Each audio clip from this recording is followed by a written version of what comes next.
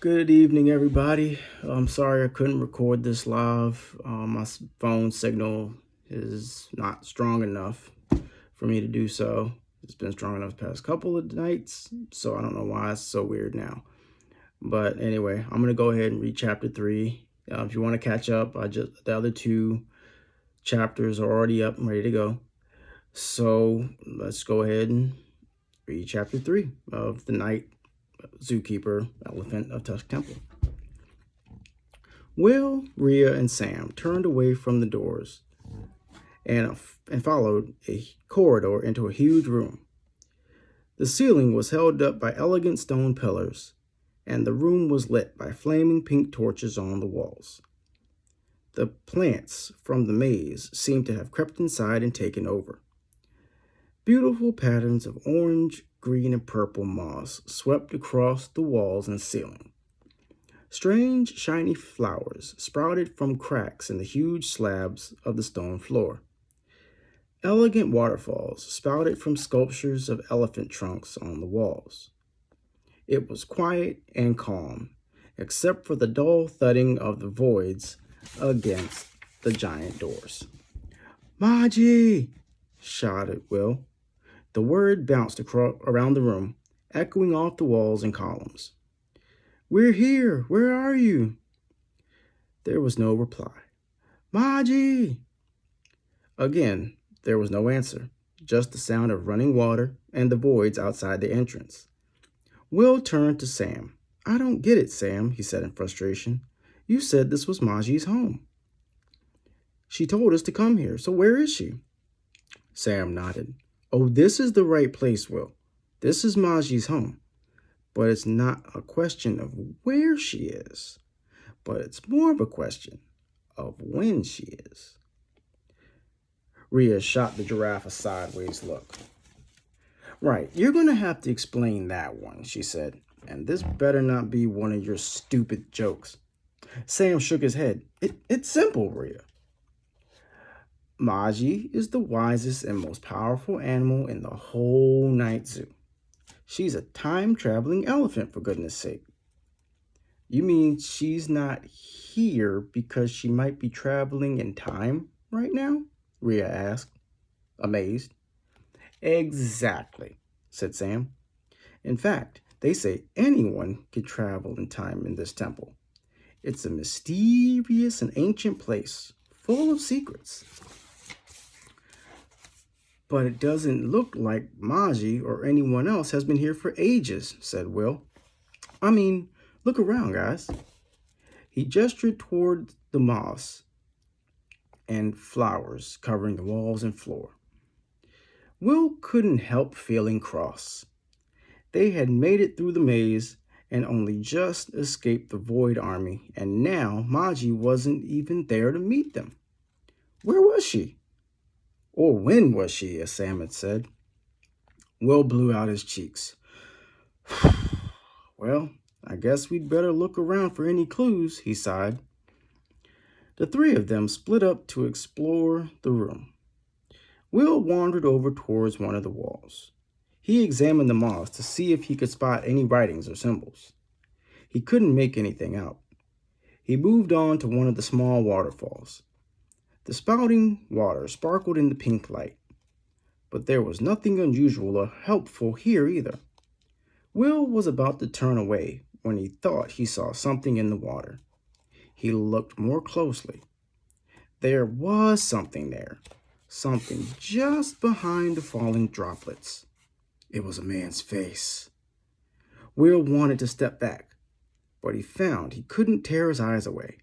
The face staring back at him was mostly covered by a gray metal mask with jagged edges. In fact, the whole of the man's face was gray. The skin of his lips, his ears, chin, and eyelids, all of it gray. But it wasn't the lifeless color that scared Will. It was the unblinking coal black eyes that bored into his own. There was something awful, something draining about those eyes.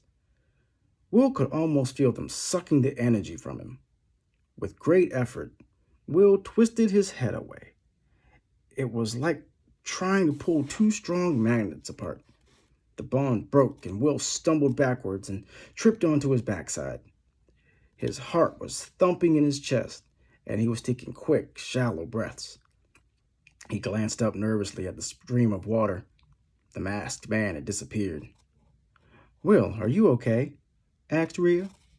She trotted up next to him and held out her hand. He took it, and she helped him to his feet. "What just happened?" He began. "I think I—" He stopped. Will suddenly realized he had seen that masked face before. Back in the fire desert, when he was ill, the same face had appeared in a dream. For reasons he didn't understand, Will found that he didn't want to tell Rhea what he had just seen. The face kept appearing to him. It was personal, and it didn't feel right to mention it. I think I just slipped," he replied. "Now who's the clumsy one?" said Sam with a cheeky grin. There was an almighty thud. The whole temple seemed to shake. More dust and grit fell from the ceiling. The three friends stared back toward the temple entrance. The void must be attacking the doors with all their might. "We need to find another way out of here," said Rhea. "There's some steps right on the other side. See over there by the torches." Boom! The stone slab beneath their feet trembled as they ran across the huge room. For the first time, Will wondered if the temple doors could survive the attack. They sprinted towards a pair of pink torches at the foot of some steps. Crash! A stone the size of a softball smashed onto the floor a few feet in front of Will. He could only imagine what the voids were doing to the outside of the temple. Whatever it was, the temple was taking enough damage to knock stones loose from the ceiling. He leapt over it and ran on. He simply had to find Maji before it was too late. "Look, a door, I think," said Rhea. At the top of the steps, there was an unusual double doorway. It was shaped like the infinity symbol, with one door directly above the other. The frames around the doors suddenly glowed purple. There was a whooshing sound as the door spun like the hands of a clock and became a glittering blur. After a few seconds, they slowed again and came to a rest. "Wow, it reminds me of those sand timer things," said Rhea. Sam frowned. "What's a sand timer? I didn't see them in the fire desert." "We've got them at school," she explained. "They're used to measure time." Her face lit up. "Time, Will. It must be some sort of time machine." Will nodded and smiled at her. "Maji," he said happily. He marched straight toward the bottom door. As he approached, it slid open automatically. It was dark beyond, but Will was so sure that Maji would be there that he walked straight across the threshold. Sam and Rhea stepped forward to join him at the same time. Rhea cried out in pain. "Ow!